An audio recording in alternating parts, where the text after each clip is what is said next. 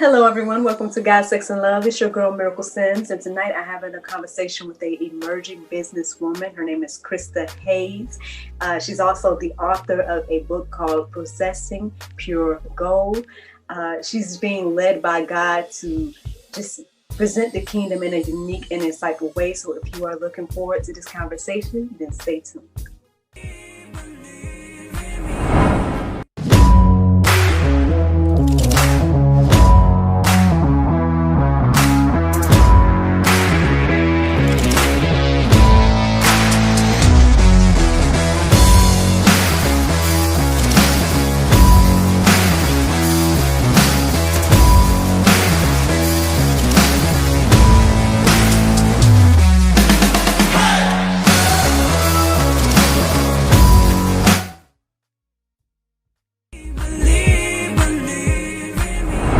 Welcome back to God, Sex, and Love. I have right here Miss Krista Hayes, an author, an entrepreneur.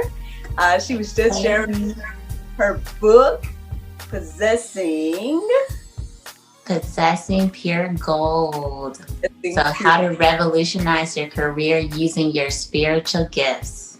Yes, indeed. How you doing, Miss Krista? Welcome to God. I am doing well. Thank you for having me. I'm so appreciative of this opportunity. No problem. We're glad to have you here. I know I'm definitely more excited to hear about your book and everything like that. I love the things that you were sharing with me earlier. Could you share a little bit with the audience? What is Possessing Pure Gold all about? Yes, so Possessing Pure Gold, it was a epiphany moment that I had while I was writing. So about 4 years ago, I would say, I was starting to get my feet wet with becoming a writer. And I was like, I'm going to try my hand at this writing a book thing. So during that, I was writing a previous book and I came across this one section of the book that it just got too big for it to be in the first book and for it to kind of stay. So I was like, all right, I'm going to pull this out. So what I came across was the parable of the talents in the Bible. So some of us are familiar with the parable of the talents, but I don't think that you're going to be familiar with it with how I describe it. So with the parable of the talents in the Bible, it is found in Matthew, the 25th chapter, verses 14 through 29. And with that, you have 5 servants in this parable. Their master goes on this long journey, and each servant is given, one is given 5 talents, one is given 2, the other is given 1. So with each of these talents, as the master leaves, each of these servants go forward and they do what they think is in the best interest of the master while he is gone. So the one who takes the 5 and the 2 talents, they take it, they automatically flip them and they turn them into 4 and 10, no problem. So the servant who has the 1 talent, he takes that talent and he buries it in the ground. And when the master comes back, he's like, you are a wicked and evil slave. Like, basically, I hate your guts. Throw him in the dungeon. I don't ever want to see his face again. That's my adding to the Bible. That's my trap version of the Bible with that. It's all good. And so with that, I could not understand for the life of me what the master's problem was. I was like, this servant took the talent, he took the money, and in some of your Bible translations, it may say that it was a bag of gold, or it may say that it was a couple of gold coins that he took, and he took them and he buried it in the ground. So I was like, if he took it and he kept it safe for you so that when you got back, you would still have it, what is the issue? So I went to the original definition of the talent and I got out my big old, Bible scholar concordance and was looking up all the Greek and the Hebrew words and stuff. Come to find out, a talent was a measurement. It was a unit of measurement. So with the talent, a talent in Bible days weighed as much as a person did. And so with that, it was how they measured their wheat, their barley, their gold, their silver. It was how they bartered back and forth between one another. So a talent was a unit of measurement, just like we have dollars and cents and stuff like that. Mm-hmm. So when you look at that talent that the servant buried in the backyard was roughly about 150 pounds. So in Jesus's day, so 150 pounds, you take that 150 pounds worth of gold, you take that and you bury it in the backyard. You take that same amount of gold and you throw it into today's stock market, it's roughly $3.5 million. If I gave you $3.5 million and you buried it in the backyard, I would be upset with you too. I would. And so for you to be able to think as the master that you can trust someone else with $3.5 million and they don't even think that they are worth even taking a chance on it, that's a problem. And I saw that was the same problem that we are seeing today in our current workforce and with our current job market. That's why we have a current 53% dissatisfaction rate in America's workforce. It's the same problem now. Like, people are burying their talents in the backyard with what God has given them. Man, that right there. Look, we can just end the show right there.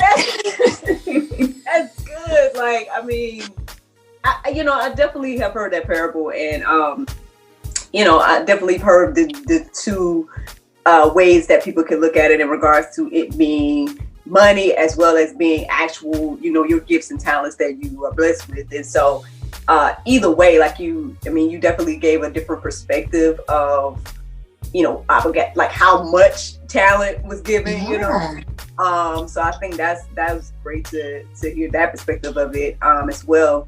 But either way, no matter how you look at it, like whether you're looking at it as those gifts that God has given you, or if you're looking at it as a financial sum or whatever, burying it in the sand and doing nothing with it just doesn't benefit anybody. It doesn't benefit you. It doesn't benefit those who you're working for, and and all of that. So I think you're onto something there. You're onto something there, man. Thank you. I kind of thought so for a minute too, and then I was like, nah, nobody's gonna want to know about this. This is trash. You have those writer moments that you'd be like, nobody's gonna ever want to read this. Hey, man, God gives you things for a reason. I get it too. I get the struggle sometimes when like God gives you something and you're like, am I seeing this right? Are you sure you want me to? I've definitely had like right. Well, but we got to just step out on faith. So I commend you. Like, I still got book ideas in my head. So the fact that you got a book right now is, I'm always like big up in people that are actually, doing the thing versus just talking about it. So I think that alone is a blessing. So congratulations, man. Yeah, thank you. And so I definitely think with that, that the setup of the book is like a merging of the two ideas that you said, with people thinking that it's about money and then people thinking that it's about, actual talents and whatnot. The book actually merges those two ideas together. That it is about the money. Like, God has given you, like it says in Deuteronomy, I have the hardest time saying that word. Deuteronomy 8:18, that God gives you the power to create wealth. So he gives you the power to create money. And I think that he gives you that power through your spiritual gifts and your spiritual talents. Mm-hmm. So I think they go together. Yeah, for sure. And I mean, I've always been somebody that has definitely tried to go for my goals and dreams and stuff like that. I think there's a lot of reasons why I'm that way. But, I definitely have observed people that, either feel like they can't do something or feel like maybe, the security of staying in a job or whatever the case is better than like stepping out on faith on what God wants you to do and everything like that. Like, what would you say about that? I'm still in that struggle right now. I still am. And what I am realizing is that it's not about either one.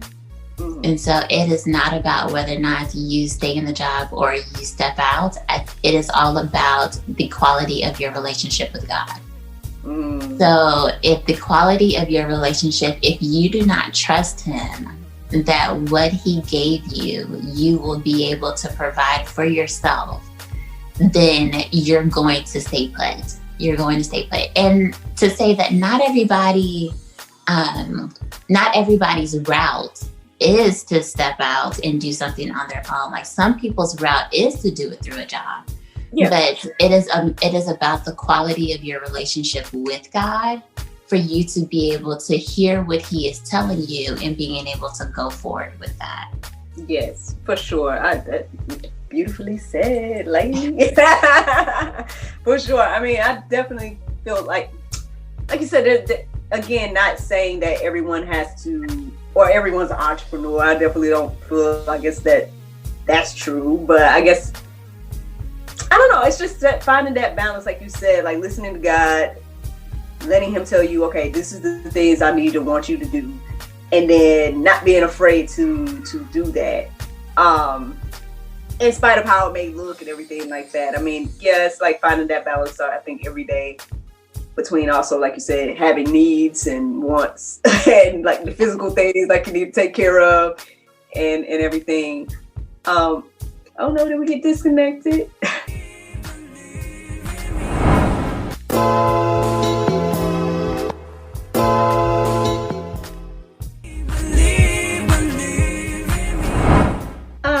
So welcome back. I'm here chatting with Miss Krista Hayes. She's just dropping all these gems and everything like that. So Miss Krista, so I know we were talking about like entrepreneurship and things like that as well. So I know you say you are an entrepreneur. Can you tell me a little bit more about your business endeavors and things? Yeah, so right now I am in the transitioning phase. So I have been an entrepreneur for the past 6 years now. So I initially started my journey with healthcare IT. So I was a consultant that traveled around the country helping hospitals install electronic medical record systems for their IT departments. So with that, last year, I decided that it was time to walk away. So I was being in tune with God and understanding my chapters and my seasons. And I knew that it was time for the season to change.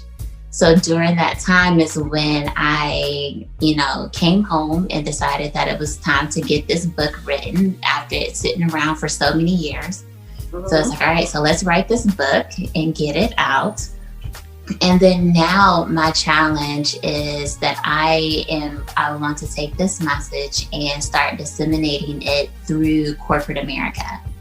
So I know that the big taboo is, faith, God does not mix with corporate America. We're about to change that narrative. Hey. There we go, Miss Krista. Bring it to them. They need it. Yeah, so we're about to change that narrative. Exactly. I love that for sure. Because definitely, like you were saying earlier, you said there was a rather large percent that are unhappy in their job. 53% of Americans, and this was taken last year. So I'm sure, like now that you've added COVID into the mix, that number has probably plummeted a little more.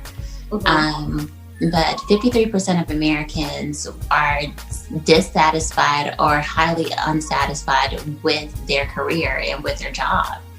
And so right now, Christianity is the dominant religion in America, although our numbers have been falling. But right now, Christianity is about 65% of Americans. So this is where I become a numbers buff and all that other type of stuff.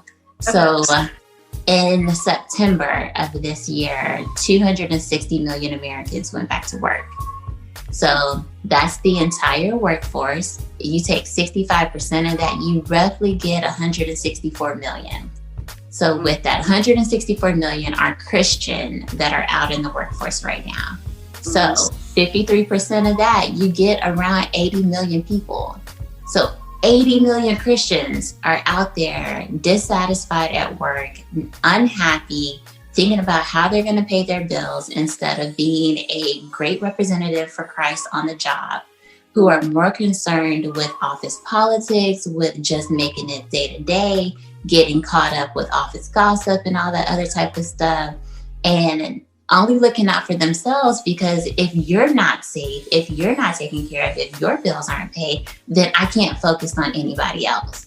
And so with that, it's just basic needs that need to be taken care of and need to be met in order for you to go forward. So if we're not meeting our basic needs and we're not trusting God that He can provide for us on a day-to-day basis without having to live check to check, month to month with that, then we can't go forward and continue to add to the kingdom in the place where we spend the majority of our waking hours. So you spend 40 out of, 1/3 of the time that you spend awake, you spend at work around those that you could reach that don't know Christ, don't love Christ, don't know who Christ is, anything like that. You spend a lot of that majority time. But if you're concentrated on trying to make your needs and stuff like that, then you're not going to be focused on being able to add to the kingdom. Exactly, man. My goodness gracious, I'm like loving all the things you're saying right now. Because I mean, at the end of the day, too, it's like, we've been given this great commission to go out and make disciples and all that stuff, but you don't really see the focus on that. You're right. I mean, and then where you could kind of focus on it in your job, like you say, a lot of times if you're not happy in your job, you're not even thinking about that at all. You're just kind of like just trying to make it, or trying to make it through your day or whatever the case is. Yeah, I totally get that. And then I know you were kind of speaking earlier about the not just the idea of like not liking your job, but oh goodness, I lost my train of thought there. Because I was thinking about earlier something you said when you was first telling me about the book. Mm-hmm. My apologies. No, that's fine.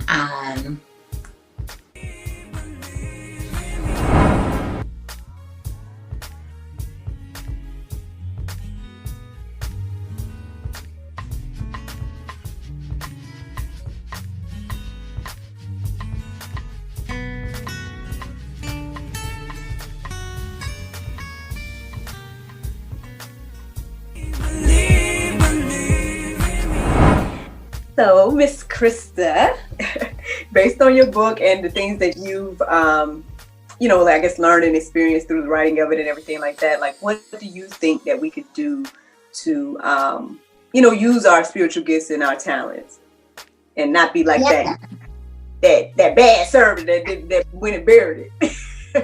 Yeah. So, I think that, this is Krista talking. Like, this is just me talking.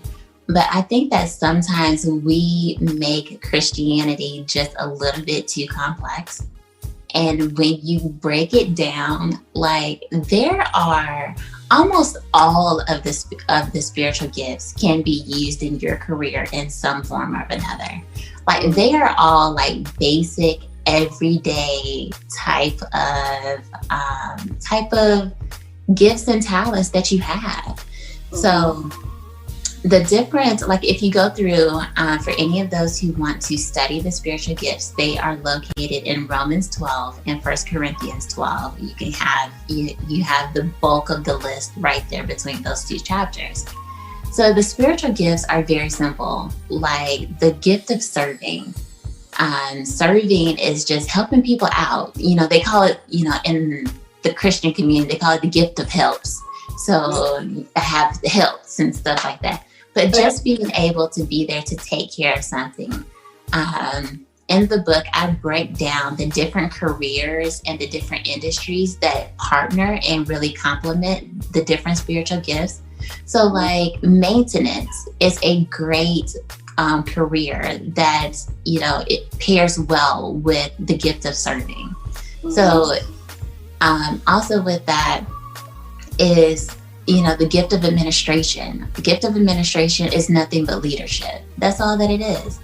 And so with that, I like to say that not everybody is meant to be in the spotlight. So if you know that your gift is administration and leadership and you are supposed to be in the spotlight, great. But somebody over here has the gift of helps and the gift of serving. And they need to make sure that the spotlight is focused correctly on you. They need to make sure that the spotlight is working. If the bulb burns out, somebody needs to be there to change it. So with that, being able to understand and identify what your gifts are is extremely important. So in the book, I go through 8 of the different spiritual gifts that I believe that you can use in your career, that you can make massive progress with, be able to take care of yourself as well as add to the kingdom. So those gifts really quickly are the gift of serving, the gift of administration or leadership, the gift of teaching, the gift of shepherding, also the gift of exhortation, which is basically just motivating people to a goal. You also have the gift of showing mercy. So that gift of showing mercy shows up a lot in like our social workers and whatnot. So then you also have the gift of healing. The gift of healing, like doctors, nurses, that one shows up automatically over there. And then my personal favorite one is the gift of interpretation of tongues. So with that, you would think that interpretation of tongues can only be used for someone who is speaking in tongues in the middle of church and whatnot. That's not what interpretation of tongues is. It can be used in that form, but it's not relegated just to that particular type. Like tongues just means languages. So how many languages do we have? Not only just like physical languages along the earth, but being able to interpret someone from an urban city area to corporate America. That's interpretation of tongues, being able to make sure that those two groups can talk to each other. Interpretation of tongues can just simply be an interpreter. So like a interpreter talks to a patient about what the doctor is saying. So those are different ways that you can have interpretation of tongues and use it throughout your career. Is basically you just being the bridge between two different groups. That's awesome, man. I never thought of it that way, but that's really cool.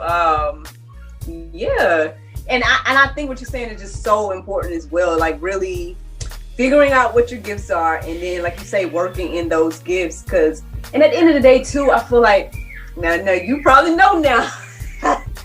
Sometimes we'll see a gift and be like, oh, well, I want to do this gift, but really you're gifted in something else. And it's like, oh, your gift is still important too. Like you just said, like, you know, your gift may be the gift of lighting versus the gift of sitting in a chair, but both gifts are important, you know.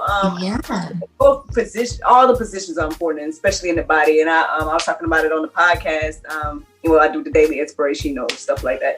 And it just came to me one day, which I was like, see, what had happened was I just be like, God, say whatever you want to say through me. And then sometimes I'll be going back like, look at okay. Look at what you were saying. Yes. So one day I was just on the podcast, like, sometimes we're the mouth trying to be the eye, like, you know what I mean?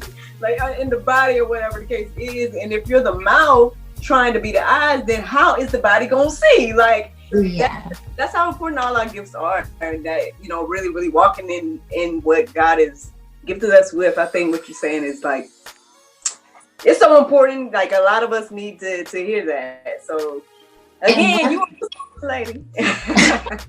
And one thing that I love about the Bible is like the more that you read it as an adult, you're like, the Bible is like low key slick. Like the Bible really is like low key slick. Because it's either in Romans 12 or in 1 Corinthians 12, what Paul says, if your gift is serving, then just serve. So basically he's like, stay in your own lane. Like it is okay for you to stay in your own lane. Right. And I think that so much of society, so much of the world is all about trying to put people in different lanes instead of allowing them to flow in what they were naturally created to do. And that's where people get so much of this imposter syndrome and whatnot from. You can't have imposter syndrome if you know that you're doing something that comes naturally to you. Right. So with that, being able to, if your gift is teaching, just teach. That's what he said. He says, just teach. If your gift is leading, then lead diligently. He's like, very clear. Just do what you are supposed to do and nothing else. Yeah. So I like, a lot of times we just appoint people. We'd be like, you know what? I think you would be a great doctor. Knowing the person is squeezy about blood. Like that's not gonna do anything. Let people stay in their lane. Exactly. I love that. Exactly. Well, friends, I mean, you know what? Okay. I know we can go on and on about this. So I don't want to be long your time, and everything like that. Girl, I could talk about this all day. So if there's anything you want to make sure that people know tonight by your appearance here on God, Sex, and Love, what would that be? I would want them to know that if you do not know what your spiritual gift is, go find out what it is. Like you will relieve yourself of so much stress, of so much of a burden by just finding out what your spiritual gift is and beginning to operate in it. Yes, and look, one way you can find out is by checking out her book. Yes, so you can pick up a copy of Possessing Pure Gold. It is available on Amazon, Apple Books, Google Play Books, and whatnot. And then you can also visit my website. You can go to kristahayes.com/spiritual gifts, and I actually have a free quiz that you can take there for you to be able to find out what your spiritual gift is. So that is kristahayes.com/spiritual gifts. Very cool. Who knows? Maybe I need to go do that. Maybe I need to go do it just to see what it say. You know what? Maybe we'll put that in the part 2 if we made it enough to get the part 2. Yeah, we can do that. We can definitely do that. Go quick on there. That'll be cool. Well, thank you so much, Ms. Krista, for joining the conversation today, for being here on God, Sex, and Love. Because your love has set me free. I'm alive.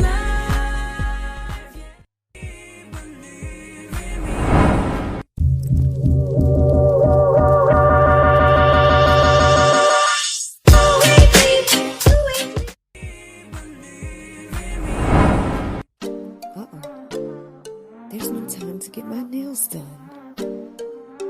Oh, I know. I went to unwindselfcare.com and got my 100% nail polish strips. Thanks, Unwind Self-Care.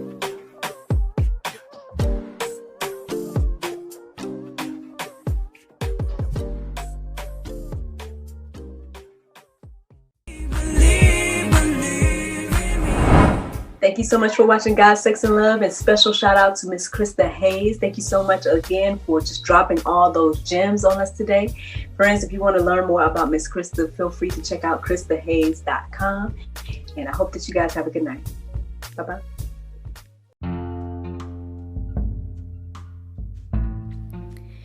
If you like what you hear, then consider supporting our podcast.